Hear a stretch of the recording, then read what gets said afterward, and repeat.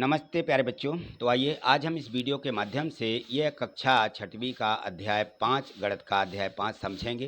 प्रारंभिक आकारों को समझना। आप लोग देखिए सीधे सीधे आप एड ग्रेड अभ्यास पुस्तिका को भरने लग जाते हैं। इसमें प्रारंभिक कुछ निर्देश दिए रहते हैं, इन निर्देशों को जरूर समझ लेना चाहिए जिससे कि हमसे आगे के प्रश्न समझ में आए और वो हमसे बनने लगे। तो देखिए यहाँ प्रारंभिक आकार हमें देखना है कौन कौन से होते हैं। जैसे आपने देखा होगा अपने घर के आसपास में ईंट है, खिड़की है, बॉक्स है, त्रिकोण, इस प्रकार की आकृतियाँ आपने देखी होंगी। वो सब आपके नॉलेज में ही रहती हैं कि ये क्या होती हैं, है ना।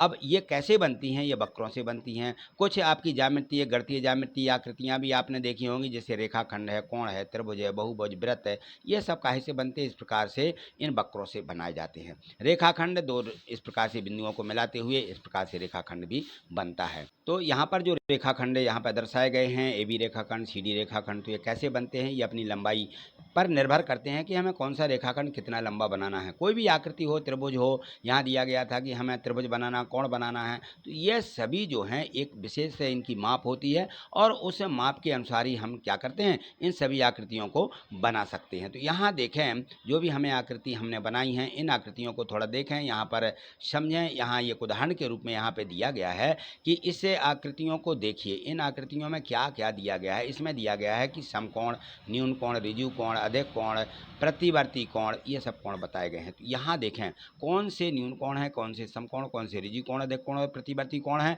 तो नंबर 1 देखें ए ओ बी, ये न्यून कोण है। क्या है ये? 90 अंश से कम का कोण न्यून कोण है, तो ये न्यून कोण कहलाएगा। यहाँ देखें दूसरी आकृति में, ये देखें ये निशान बना रहता है, ये 90 अंश को दर्शाता है कि यह समकोण है। ठीक है, इसी प्रकार से यहाँ देखिए, यहाँ पे आपको दिख रहा होगा कि ए बी सी ऐसे दिखाए गए, लेकिन ये जो कोण का मान बताया गया, ये इस कोण को बोला जाता है पूरा 180 अंश का होता है और इसको ऋजु कोण बोलते हैं या सरल रेखीय कोण कहा जाता है। 180 अंश के कोण को ये बाहर से दिखाया गया। ठीक है, यहाँ देखें पी ओ क्यू, ये कहलाता है हमारा प्रतिवर्ती कोण। क्या बोलते हैं इसको? प्रतिवर्ती। प्रतिवर्ती का मतलब है कि यह बाहर वाला ऐसा कोण 180 अंश से अधिक के कोण को प्रतिवर्ती कोण कहा जाता है। और ये देखें बी ए सी, ये जो यहाँ पे दर्शाया गया है ये अधिक कोण है। ये कौन सा है? ये अधिक कोण है। ठीक है, तो इस प्रकार से यहाँ हमें इनको समझ लेना है। ये आकृतियाँ दी गई हैं और इन्होंने कहा है कि आप अपने परिवेश में ऐसे बहुत सी वस्तुएं देखी होंगी जिनमें ये समकोण, न्यून कोण, अधिक कोण बनते हैं। तो देखिए न्यून कोण वाली जैसे चिमटा होता है, कैंची होती है ना। अधिक कोण बनाती है बाल्टी, वो फैली रहती है, गिलास, है ना। समकोण देखें तो खिड़की के किनारे हैं और डिब्बे हैं हमारे, उनके जो डिब्बे होते हैं उनके किनारे होते हैं, एक दूसरे को मिले हुए होते हैं और 90 अंश का कोण बनाते हैं। अब यहाँ देखें इन आकृतियों को यदि हमने समझ लिया है तो इनका हम मिलान करेंगे कि कौन सी आकृति किससे संबंधित है। तो ऋजु कोण देखें, ऋजु कोण में आधा घूर्णन होता है। ऋजु कोण माने 180 अंश, जैसे ही चलते हैं तो घड़ी आधी घूम जाती है ना। घड़ी से आधा यानी 6, तो आधा होता है, 12 पूरा रहता है, 6 उसका आधा होगा, आधा घूर्णन कहलाता है। समकोण, समकोण में 1/4 घूर्णन होता है। न्यून कोण, न्यून कोण में भी 1/4 का घूर्णन होता है। ठीक है, इस प्रकार से लिख देंगे। अधिक कोण में 1/4 और 1/2 के बीच का घूर्णन होता है, वह जो यहाँ पे कहलाएगा वो अधिक कोण।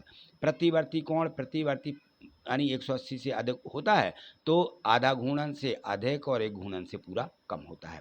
संपूर्ण कोण, एक पूरा या पूरा संपूर्ण घेरा जो रहता है वह संपूर्ण कोण कहलाता है। पूरा घेरे, पूरे घेरे को संपूर्ण कोण कहा जाता है। चलिए यहाँ आगे देखें, त्रिभुज दिए गए हैं। इन त्रिभुजों में बताया गया कि ये देखिए न्यून कोण त्रिभुज है, ये समकोण त्रिभुज है और ये अधिक कोण त्रिभुज है। क्यों? क्योंकि इनके जो कोण यहाँ पे दर्शाए जा रहे हैं ये सभी न्यून कोण हैं। यहाँ पे देखें एक ये 90 अंश का है, बाकी न्यून कोण है, तो ये 90 अंश के कारण समकोण कहलाया। एक कोण इसमें अधिक है इसलिए इसको अधिक कोण त्रिभुज कहा जाता है। बस इस बात का ध्यान रखना है। आगे चलिए, ये जो प्रारंभिक जानकारी है इस प्रारंभिक जानकारी को सबसे पहले समझ लेना, फिर उसके बाद में हमें गणित को हल करना है। यहाँ देखें ये दिया गया है यहाँ पे त्रिभुज, इस त्रिभुज का नाम बताइए। तो ये कौन सा त्रिभुज होगा? ये समकोण त्रिभुज है, क्योंकि यहाँ देखें ये बराबर भुजाएं हैं, तो बराबर को हम समद्विबाहु समकोण त्रिभुज भी कहते हैं। समद्विबाहु ऐसा भी लिख सकते, समद्विबाहु समकोण त्रिभुज। ये समद्विबाहु अधिक कोण त्रिभुज, इसको समद्विबाहु और लिख दीजिए, क्योंकि ये जो है इसमें दो भुजाएं बराबर दिखाई गई हैं दोनों में। तो समद्विबाहु अधिक अधिक कोण त्रिभुज, समद्विबाहु समकोण त्रिभुज, इनके नाम हो जाएगी। चलिए आगे देखें, आगे और भी यहाँ पे त्रिभुजों की माप, त्रिभुजों के प्रकार, उनके मिलान करना है। तो देखें, समान लंबाई की जब तीनों भुजाएं होती हैं समान लंबाई की, तो समबाहु त्रिभुज होता है, इसको समबाहु त्रिभुज से ऐसा मिलान कर देंगे।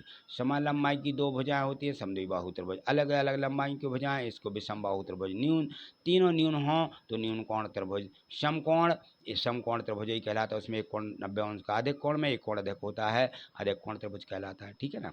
अपने परिवेश में ऐसी वस्तुओं के नाम बताइए। पुस्तक के पन्ने समकोण होते हैं, खेल का मैदान हुआ, पट्टी हुई, चादर हुई, चटाई हुई, ये सभी हमारे समकोण त्रिभुजों के उदाहरण हमको यहाँ पे लिख देना। चलिए आप देखिए इसके आगे जो प्रश्न है, यहाँ पर हमारे बहुविकल्पीय प्रश्न आ जाते हैं और इनको हमें हल कर रख के इसमें भरना होता है। यहाँ दिया गए प्रश्नों को पढ़ करके दिए गए विकल्पों में से सही उत्तर चुनें और सही घेरे पर यहाँ पर भरिए।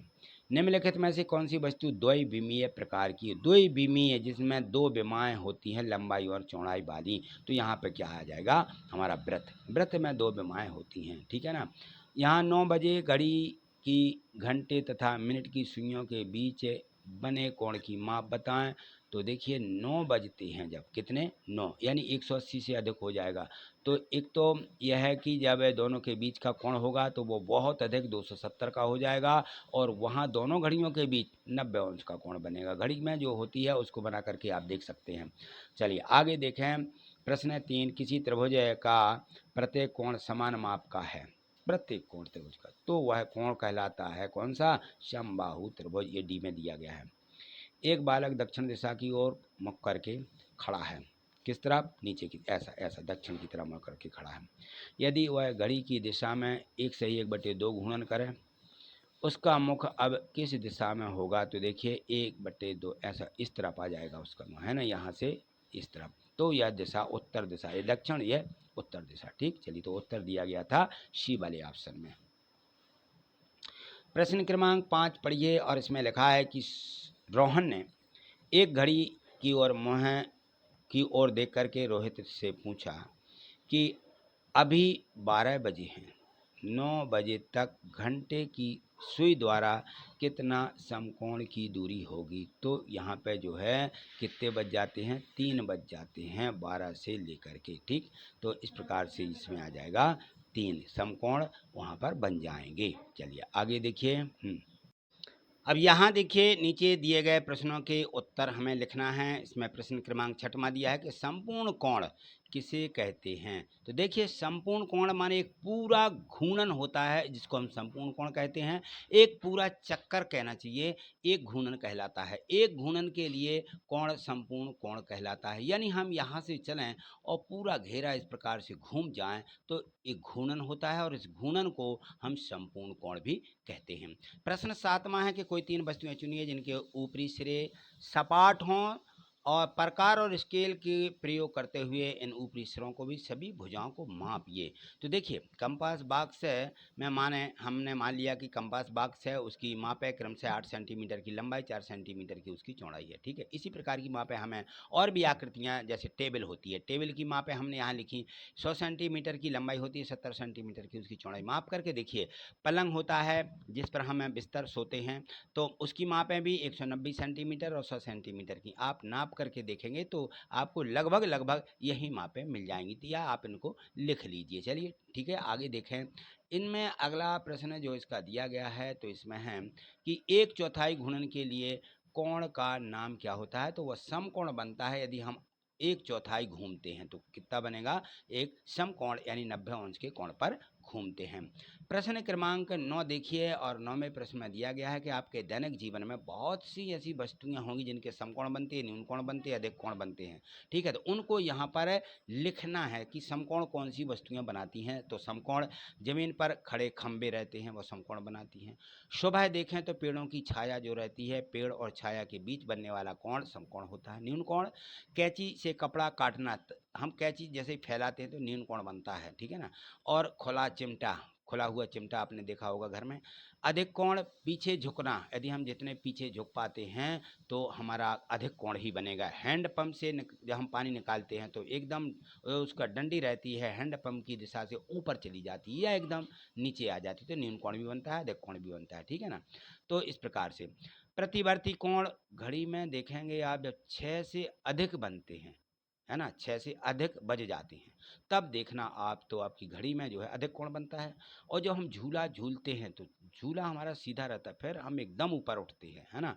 तो इस प्रकार से उसमें झूला झूलने पर भी प्रतिवर्ती कोण बनता है। ठीक, चलिए आगे देखिए। अगला प्रश्न था, प्रश्न क्रमांक 10 है कि एक व्यक्ति ने 2 तारों को इस तरह जोड़ा, 2 तार जोड़े जिसमें कि उनके बीच का कोण समकोण हो गया। आकृति बनाते हुए बताइए जोड़े गए तार किस प्रकार की रेखाओं को प्रदर्शित करते हैं। तो देखिए इस प्रकार से आप 2 कोण यानी तारों को मोड़ेंगे और मोड़ने पर तो तार की आकृति देखिए यहाँ पे ये 90 अंश बन गया, दूसरे को मोड़ा तो ये बन गया और दोनों को सटा करके रख दिया जोड़ने पर, तो इस प्रकार की आकृति बन जाती है। यहाँ पर देखें तो ये जो आकृति बन रही है ये प्रतिच्छेदी रेखाएं कहलाएंगी। कौन सी आकृति बनाती हैं? प्रतिच्छेदी रेखाएं, एक दूसरे को काटती हुई रेखा यहाँ पर आप देख रहे होंगे।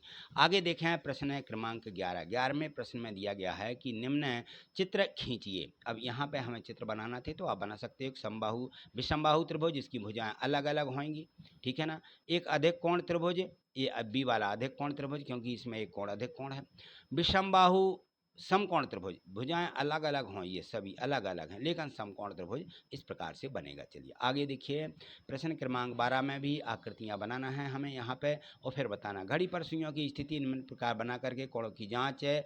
RA टेस्टर यानी जो हमारा सेट स्क्वायर, आपके कंपास बॉक्स में 2 सेट स्क्वायर होते हैं, उन सेट स्क्वायर के माध्यम से ये हमें बताना है। तो इसमें देखिए ए में दिया गया था कि 12 से 2 तक जाना, 12 से हम 2 तक जाएंगे। इस प्रकार से यहाँ 12 बजेंगे, यहाँ 1, यहाँ 2।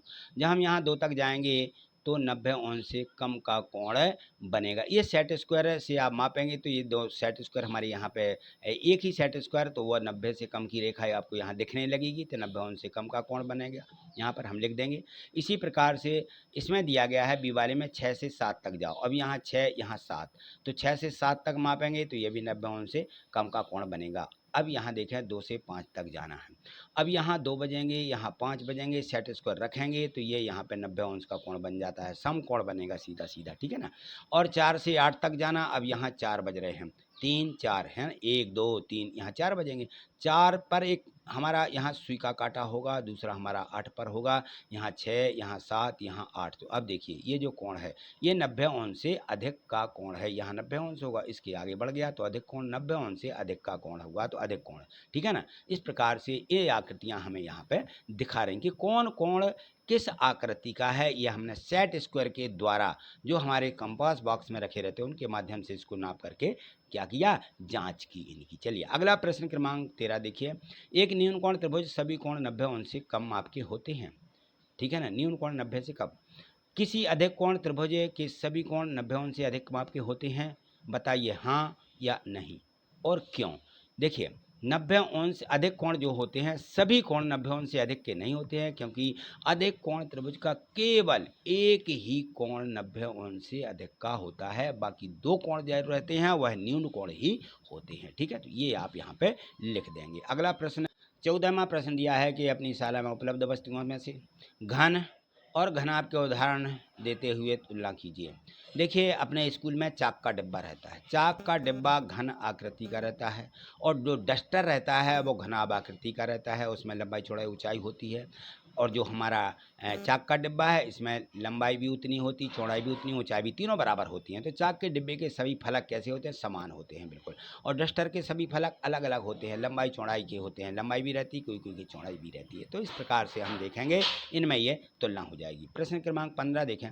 घर से स्कूल रास्ते का एक नजरी नक्शा बनाइए और उनकी दिशाएं कागज पर इस प्रकार से दर्शाते हैं। तो यहाँ देखिए मैंने नजरी नक्शा बना दिया है। यहाँ पे ये देखें इन्होंने बताया था कि इस प्रकार से दिशाएं बताएंगे, पूर्व, पश्चिम, उत्तर, दक्षिण। ये दिशाएं इन्होंने प्रदर्शित की हैं। यहाँ पूर्व है ना, फिर पश्चिम, उत्तर, दक्षिण। हमें भी बिल्कुल ऐसे ही दिशा बनाते हुए अपने घर से स्कूल तक जाना है, बताना है।